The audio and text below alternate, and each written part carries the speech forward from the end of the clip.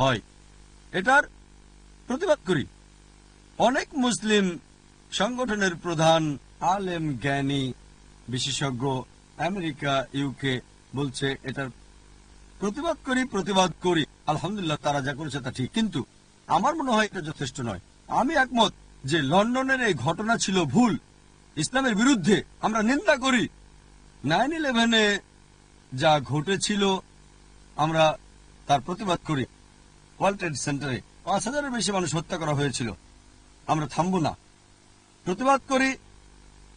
আফগানিস্তানে হাজারো মানুষ হত্যা করার প্রতিবাদ করি, ইরাকে হাজার হাজার মানুষ হত্যারও। একই সঙ্গে কেন দ্বিমুখী নীতি? গুজরাটে হাজারো মানুষ হত্যার আমরা প্রতিবাদ করি। দুর্ভাগ্যজনক হচ্ছে আমরা মুসলিমরা কাপুরুষে পরিণত হয়েছি। আমি এই শব্দটা ব্যবহার করতে চাইনি। আমরা সাহস হারিয়েছি আর হয়েছি কাপুরুষ। কেন কেন ভীত সন্ত্রস্ত?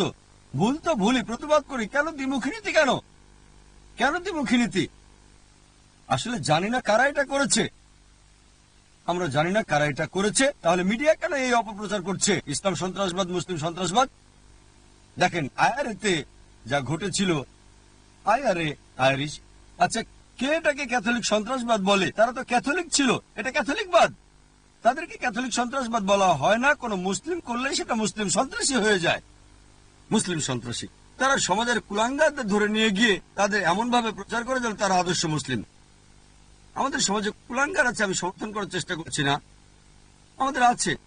ভাবেন, এমন এক ব্যক্তি সবচেয়ে বেশি মানুষকে হত্যা করেছিল, কে সে? কে? হিটলার। 6 মিলিয়ন ইহুদি, 6 মিলিয়ন। আমরা কি বলি যে 6 মিলিয়ন ইহুদিকে হত্যার জন্য খ্রিস্টান ধর্ম বলছে? মুসলিনি তিনি কে? খ্রিস্টান ছিলেন। যখন মিডিয়া বলে যে মাদ্রাসাগুলো বন্ধ করে দেওয়া উচিত, কারণ মাদ্রাসাগুলো দাঙ্গা ছড়ায় এবং অন্য মানুষকে মারার প্রশিক্ষণ দেয়। হিটলার কোন মাদ্রাসায় পড়েছিল? মুসলিনি কোন মাদ্রাসার ছাত্র ছিল? কোন মাদ্রাসা? তাই এক্ষেত্রে আমাদের বুঝতে হবে, সত্য কথা বলতে হবে। ভুল তো ভুলই।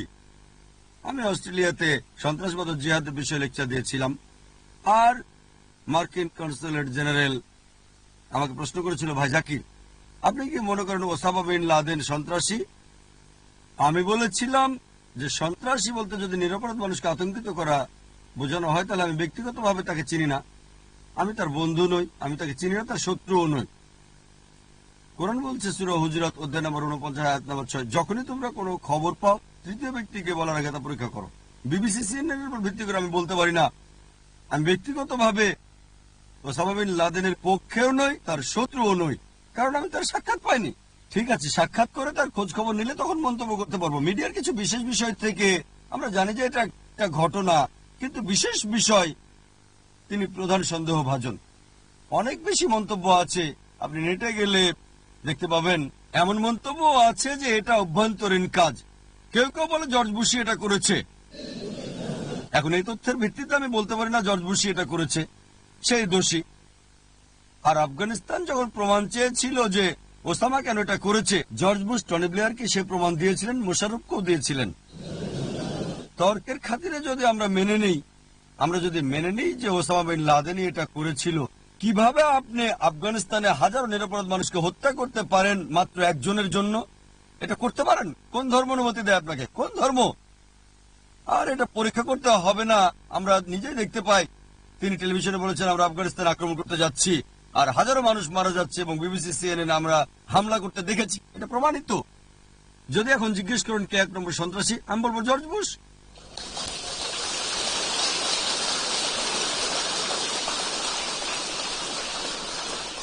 এরপর অস্ট্রেলিয়ার সংবাদপত্রে শিরোনাম হয়েছিল যে ডাক্তার জাকির নায়েক নিজেকে মৌলবাদী মুসলিম এবং জর্জ বুশকে 1 নম্বর সন্ত্রাসী বলেছেন, শিরোনাম হয়েছিল।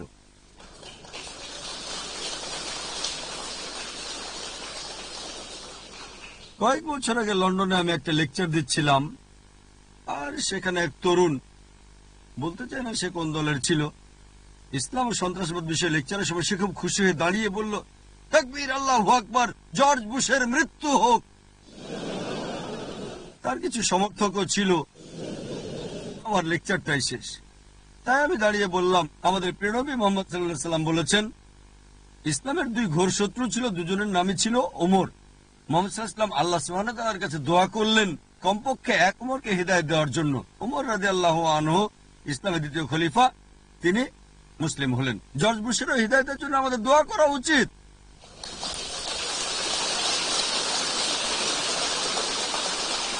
মুসলিমদের সমস্যা হলো মুখ খুলি, কিন্তু কিভাবে খুলতে হয় সেটা জানি না। যদি জর্জ বুশকে হিদায়াতের জন্য বলি, কেউ আমাকে দোষ দিতে পারবে? বলি টনি ব্লেয়ারকেও হিদায়াত দিন, আল্লাহ আল্লাহ তাকে হিদায়াত দেন, আল্লাহ তাকে সরল পথে নিন। সমস্যা হলো আমরা রাসূলের সিরাত পড়ি না। দেখেন, হযরত ওমর রাদিয়াল্লাহু আনহু ইসলামের ঘোর শত্রু ছিলেন। ইসলাম গ্রহণের পরে তিনি ঘোর সমর্থনকারী হলেন, তিনি আল ফারুক উপাধি পেলেন। তাই বুশ যদি আগামীকাল মুসলিম হয় খুব ভালো, তাকে হত্যা করতে চান কেন? আমরা আল্লাহর কাছে দোয়া করি যেন তাকে হিদায়াত দেন। টনি ব্লেয়ারকে আল্লাহ যেন হিদায়াত দেন, এরকম অন্য মানুষকেও।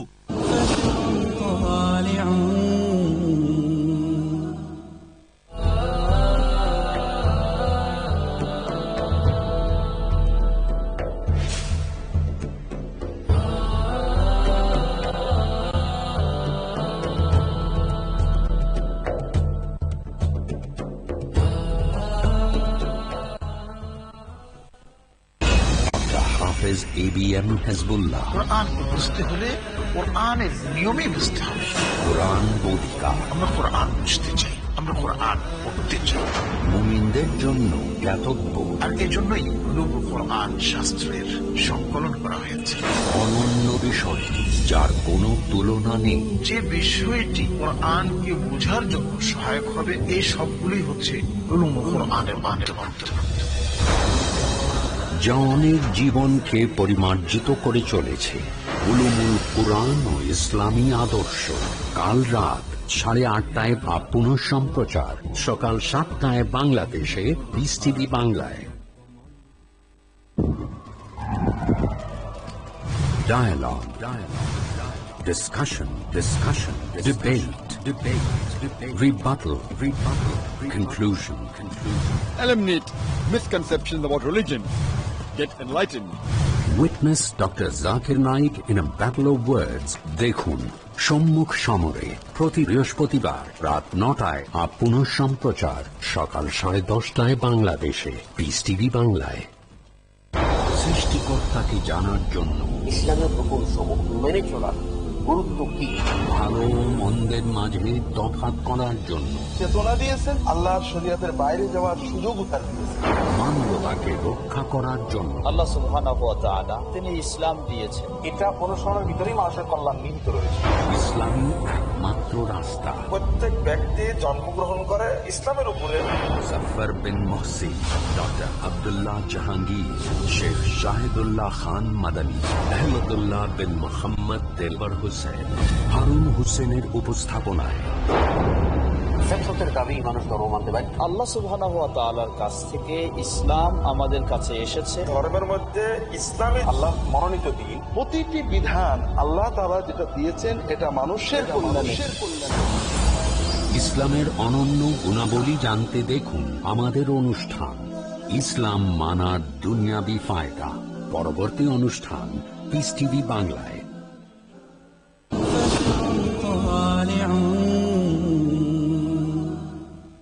তাই যখন প্রতিবাদের বিষয় আসে, ইরাকে কি ঘটেছিল? মানব বিধ্বংসী অস্ত্র, কোন মানব বিধ্বংসী অস্ত্র পাওয়া যায়নি। কি ঘটেছিল? আমরা স্বীকার করি যে তখনকার শাসক সাদ্দাম হোসেন, অবশ্যই তিনি ভালো মুসলিম ছিলেন না, স্বীকার করি তিনি ভালো ছিলেন না, কিন্তু এখনকার ইরাকের অবস্থাটা দেখেন আপনারা।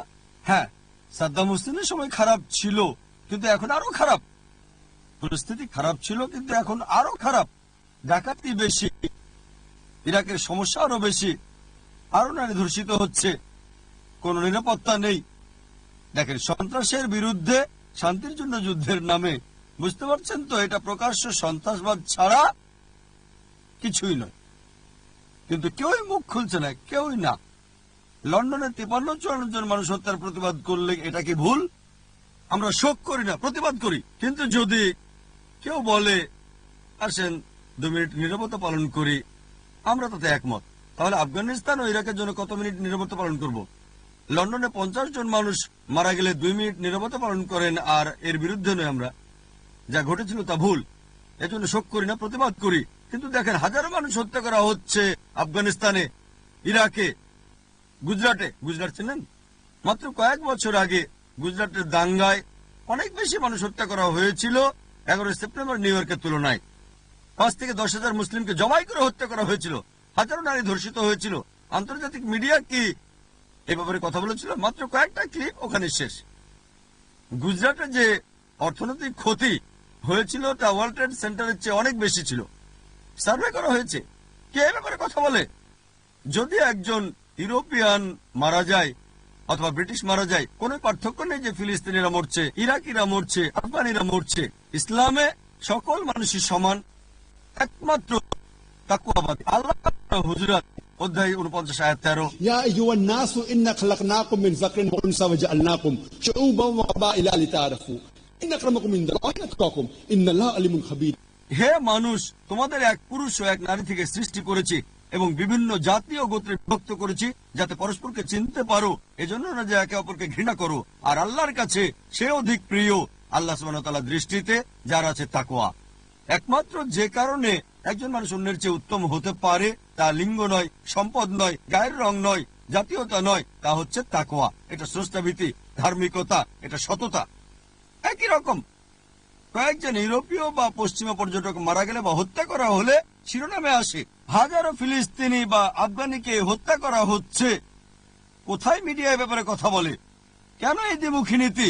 আমরা এর বিরুদ্ধে তাই দ্বিমুখী নীতি। হ্যাঁ, লন্ডনে যা হয়েছিল তার প্রতিবাদ করি। 11 সেপ্টেম্বর নিউ ইয়র্কে যা হয়েছিল তারও সেটার প্রতিবাদ করি। যা ঘটেছিল আফগানিস্তানে, ইরাকে, গুজরাটে। মিডিয়া যখন প্রকাশ করে, জানেন আপনারা মিডিয়া কি করে? তারা কুলাঙ্গাদের ধরে নেয় আর প্রশ্ন করে, আপনি কি প্রথমে মুসলিম নাকি প্রথমে ব্রিটিশ? আপনি কি? উত্তর ভুল নয়, কিন্তু এটা হিকমা নয়। উত্তরটা সঠিক, কিন্তু আমি ভিন্নভাবে উত্তরটা দিতাম। যদি আমাকে প্রশ্ন করে আমি কি প্রথমে ভারতীয় নাকি প্রথমে মুসলিম, সর্বক্ষেত্রে কেউ যদি জিজ্ঞেস করে আমি কি প্রথমে ব্রিটিশ নাকি মুসলিম, পাল্টা প্রশ্ন করেন আপনি কি প্রথমে মানুষ নাকি ব্রিটিশ, পাল্টা প্রশ্ন করে বেকায়দায় ফেলেন প্রথমে মুসলিম নাকি প্রথমে ব্রিটিশ। উত্তরটা কি? মানুষ। মানুষ। আপনি কি ব্রিটিশ বিরোধী? আপনি কি স্বদেশ বিরোধী? বেকায়দায় ফেলেন। আমরা কেন বেকায়দায় পড়ি? যখন আমেরিকায় যাই তখনও সে মানুষ, ঠিক না ঠিক? যখন অন্য কোনো দেশে যায় তখনও সে মানুষ। তাই বেকায়দায় ফেলতে হবে। তারা যে আমাদেরকে আগুনে ফেলছে, আমরা কেন সে আগুনে পুড়ে পড়ছি? তাকে পাল্টা প্রশ্ন করেন, আপনি প্রথমে মানুষ নাকি ব্রিটিশ? আমি প্রথমে মানুষ। একইভাবে আপনি যেমন প্রথমে মানুষ, আমরাও প্রথমে মুসলিম। আমরা কেন মুসলিম? আমরা ব্রিটিশও। প্রথমে মুসলিম, তারপরে ব্রিটিশ। কারণ আল্লাহ সুবহানাহু ওয়া তাআলা, তিনি স্রষ্টা, আমাদের পালনকারী, আমাদের এই জীবন দিয়েছেন, তিনি সকল সামর্থ্য দিয়েছেন। আমরা প্রথমে তার অনুগত হব, তারপর দেশের প্রতি অনুগত। কিন্তু যদি আইন স্রষ্টা ও দেশের মধ্যে সাংঘর্ষিক হয়, আল্লাহ প্রথম।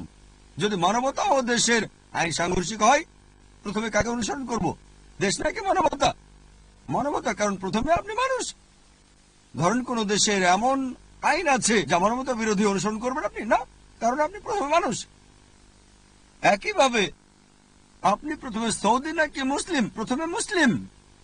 ব্যাপারটা এমন না যে শুধু ব্রিটেনেই প্রথমে মুসলিম, এমনকি সৌদি আরবে প্রথমে মুসলিম, পরে সৌদি। ইউএইতে আমরা প্রথমে মুসলিম, তারপরে এমিরেটি। কুয়েতে আমরা প্রথমে মুসলিম, তারপর কুয়েতি। কিভাবে বেকায়দায় ফেলতে হয় তা জানতে হবে। দুর্ভাগ্যবশত আমরা জানি না যে আল্লাহ বলেছেন হিকমার সাথে কথা বলো। পাল্টা বিতর্ক করার উপায়টা জানতে হবে। এভাবে ইনশাআল্লাহ আমরা ব্যাখ্যা করতে পারবো। মিডিয়া কি করে? সমাজের কুলাঙ্গাদের বাছাই করে। আর দ্বিতীয় প্রশ্নের উত্তরটা হলো, আমার অভিমত কি হিজাব খুলে ফেলা ফতোয়া সম্পর্কে? মিডিয়া কি করে? মিডিয়া কুলাঙ্গাদের বাছাই করে। যেমন 11 সেপ্টেম্বরের পরে কানাডাতে একটা জরিপ হয়েছিল, প্রায় সব মুসলিমই বলেছিল এটা ভুল, নিরপরাধ মানুষকে হত্যা করা। অটোয়ার 14 বছরের একটা ছোট্ট ছেলে বলেছিল তারা ভালোই করেছে। এই কথাটা সংবাদে এমন ভাবে প্রকাশিত হলো যেন সে সব মুসলিমের প্রতিনিধি। এখানকার যে কোনো আলেমকে জিজ্ঞেস করলেও আমি নিশ্চিত 99.9% আলেম বলবেন নারীদের হিজাব ত্যাগ করা যাবে না। এখন এক পথভ্রষ্ট যদি বলে নারীদের হিজাব পরা চলবে না, তারা তাকে সামনে নিয়ে আসে। আর